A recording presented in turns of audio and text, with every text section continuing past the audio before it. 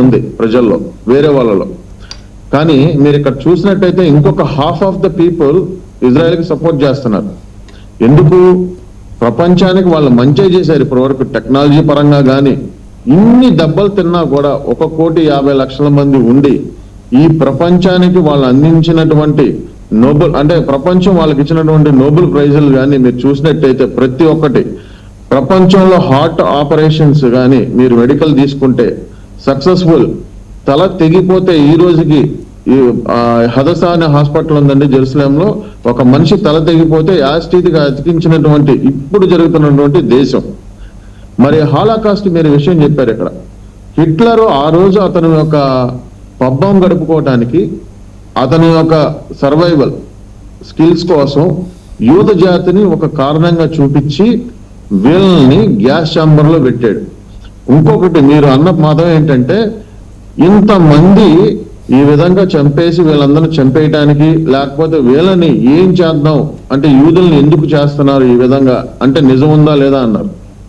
అంటే సర్వైవల్ కోసం self defence చేసుకుంటే తప్ప మీరు పగ తీర్చుకుంటున్నారు వీళ్ళందరి మీద అంటున్నారు. అసలు నేను చంపుతాను అని ఒకడు వాళ్ళ మీదకి వస్తుంటే వాళ్ళు సెల్ఫ్ డిఫెన్స్ తీసుకోవడం అనేది తప్ప? మీకే ప్రశ్న అది. అంటే మీకు నాకు అర్థం కాదు ఏంటంటే 400 కోట్ల మంది మీ ఒక్క దేశం మీద ఎందుకు దృష్టి పెట్టారు? సో ఒకసారి you have to, me in the sense Israel has to review it self కదా. ఇజ్రాయెల్లో ఎక్కడో ఏదో ఒక మెలిక ఉంది, ఒక లోపం ఉంది. ప్రపంచం మొత్తం ఇజ్రాయెల్ మీద ఎందుకు ఫోకస్ చేస్తుంది? అదేండి మత ఛాందసవాదం ఇది. ప్రపంచం మొత్తంలో వీళ్ళందరిలో కూడా 4 కోట్ల మందిలో కూడా ప్రజలందరూ ఉన్నారు దీంట్లో. వీళ్ళలో ఉన్నటువంటి ఎవరైతే ఈ 400 కోట్ల మందిని లీడ్ చేస్తున్నారో వాళ్ళ రీజన్ పీపుల్ హేట్రెట్ వాళ్ళు ఎక్కువ చేస్తున్నారు అన్నమాట. అంతేగాని ప్రజలు కాదు, వీళ్ళలో ఉన్న వాళ్ళందరూ ప్రజలు కాదు. ఈ 400 కోట్ల మందిని ఎవరైతే లీడ్ చేస్తున్నారో వాళ్ళ యొక్క రీజన్స్, వాళ్ళ యొక్క మత ఛాందసవాదం ఏంటి? ఇప్పుడు ఒక యూదుని చంపితే, మీకు చెప్తాను నేను, ఒక యూదుని చంపితే 72 మంది కన్యకలు వస్తారంట జన్నతులో. ఇది వాళ్ళు నేర్పించే పదం. మీరు ఇవాళకి వాళ్ళు ఎక్కడో అసలు పాత హిస్టరీ అన్నీ అవసరం లేదండి. 2023లో జరిగినటువంటి సంఘటన, ఒక అమ్మాయిని తీసుకొని వెళ్ళి గాజాలో కళ్ళ ముందు ఒక 10 మంది పట్టుకొని నోరు తెరిసి వారి యూరినస్ అమ్మాయి నోట్లో పోస్తా అవన్నీ వీడియోలు తీసి పోస్ట్ చేసి ఆ అమ్మాయిని ఎక్కడ పడితే అక్కడ టచ్ చేసి కోస్తా పడేసి చంపేసి ఆ అమ్మాయి మీద యూరినస్ పోసి చిన్న పిల్లల్ని మైక్రోవేవ్లో పెట్టి, అసలు ఇదంతా చెప్పాలంటేనే చాలా బాధగా ఉంది. కళ్ళ ముందు తల్లిదండ్రుల ముందు కాల్చేసి ఇంత చేసిన వాళ్ళని వీళ్ళని ప్రపంచం వెనక్కేసి రావడం అంటే అది ఒక పెద్ద దుర్మార్గం అనమాట. ఏంటంటే ప్రజలు ఎక్కడ చనిపోయినా కూడా, నేను మళ్ళీ చెప్పాను, ఎన్నో డిబేట్లో చెప్పాను, ఇప్పుడు చెప్తున్నాను, అమాయక ప్రజలు ఎక్కడ చనిపోయినా, గాజాలో చనిపోయినా, ఇజ్రాయెల్లో చనిపోయినా అది తప్పు. మనం ఒక క్రియేషన్ పుట్టడానికి అమ్మ కడుపులో 9 నెలలు పెరిగి ఇన్ని రోజులు వాళ్ళని పోషించి వాళ్ళని పెంచి వాళ్ళని విధంగా తీసుకొచ్చి అలాంటి బ్యూటిఫుల్ క్రియేషన్ ని ఒక జాతిని అంతం చేయడానికి వాళ్ళు పెట్టే మైండ్ లో ఈ టార్చర్తోనే పెరుగుతున్నారు అక్కడ గాజన్ పీపుల్.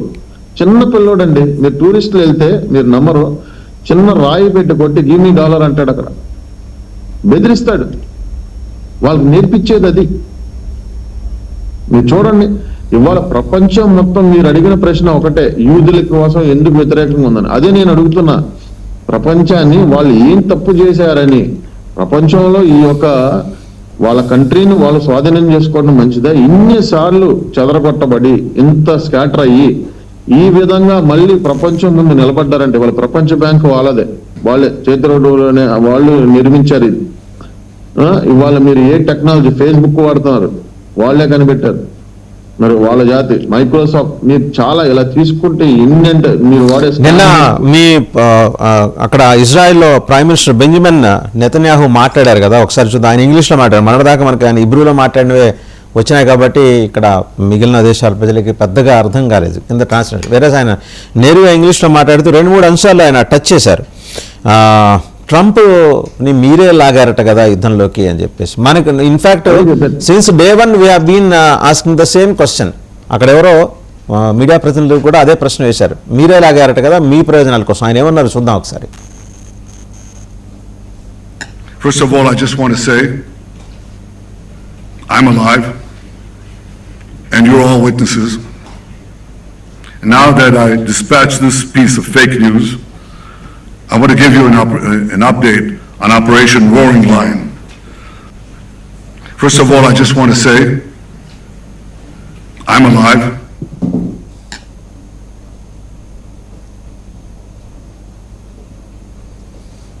ఆయన మాట్లాడింది చూశారు కదా, ఆయన మొత్తం ఇంగ్లీష్లోనే మాట్లాడుతున్నారు. పీసీఆర్ ప్రాపర్గా ప్లే చేయండి, ఆయన వాయిస్ ప్లే చేయండి.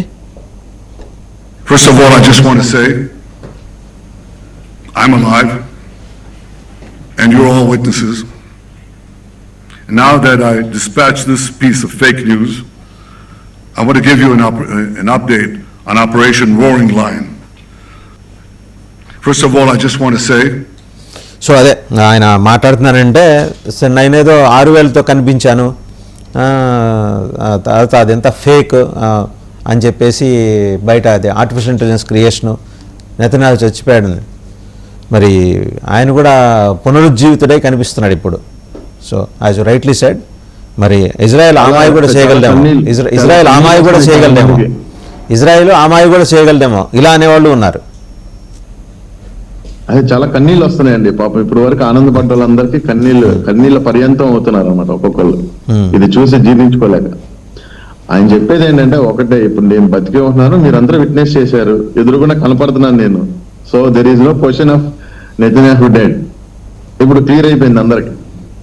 అట్లాగే ఆయన గ్యాస్ రిజర్వాయర్స్ మీద అటాక్ చేశారంటే అది పూర్తిగా ఇజ్రాయెల్ చేసిందని ఆయనే తీసుకున్నాడు. ట్రంప్ గారు మిమ్మల్ని ఇలా కోపడ్డారంట కదా, ఏమైంది ఇది అని అంటే ఆయన మమ్మల్ని అడిగారు, దాని మీద చేయొద్దని మేము ఆపేశాం. అది కూడా చెప్పాడు ఆయన ప్రెస్ మీట్. చెప్పాడు కానీ సౌత్ ఫార్స్ గ్యాస్ ఫీల్డ్స్ మీద మేమే దాడి చేసాం అన్నాడు, చేశాడు. ఇరాన్ నాశనం అవుతోంది, ఇక మీద యురేనియాన్ని సుసంపన్నం చేయలేం లేదా బ్యాలిస్టిక్ క్షిపణులని నిర్మించలేదు ఇరాన్ అంటే బ్యాలిస్టిక్ మిసైల్స్ ఫెసిలిటీస్ని కంప్లీట్గా డిస్మాంటిల్ చేసిందా ఇజ్రాయెల్? అప్పుడే ఎలా తెలుస్తుందండి? ఆన్గోయింగ్ వార్ లో ఆయన అన్న పదం ఏంటంటే, మేము వాళ్ళని వీకెండ్ అంటే ఇంకా ఎంత వీకెస్ట్ చేయాలో అంత వీకెండ్ చేసుకుంటూ వెళ్తున్నాము. In the end of the లక్ష్యం ఏంటంటే లాస్ట్ వరకు కూడా పోరాడి ఇంకా వాళ్ళు ఎప్పుడూ కూడా కోలుకోలేకుండా, బ్యాలిస్టిక్ మిసైల్ చేయకుండా, న్యూక్లియర్ ఎన్రిచ్మెంట్ చేయకుండా చేద్దామనే ఆలోచనలో ఈ యొక్క ఆపరేషన్ జరుగుతుంది అనేది చెప్తున్నాడు ఆయన. కాదండి, అంటే ఆయన చెప్పారని కాదు కానీ ఇరాన్ని ధ్వంసం చేయడం ద్వారా ఇజ్రాయెల్ ఏం సాధిస్తుంది? ఒకటి ఇరాన్ని ధ్వంసం చేయాలి. ఇక్కడ మళ్ళీ ఇంకొక మీరు సవరించుకోవాలి ఆ మాటని.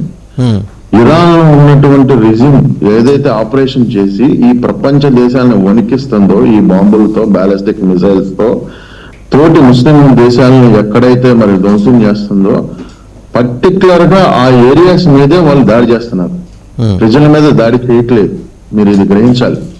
కానీ ఇరాన్ ఇజ్రాయెల్ మీద ఎక్కడ పడితే అక్కడ బాంబులు వేస్తుంది, ఎన్ని బ్యాలిస్టిక్ మిసైల్స్ పంపిస్తుంది వాళ్ళ అలయన్స్ తో, హిజ్బుల్లాతో, హమాస్ తో, ఎక్కడ హౌతీస్ తో, ఎక్కడ సందు దొరికితే అక్కడ వాళ్ళతో అలై పెట్టుకొని వాళ్ళతో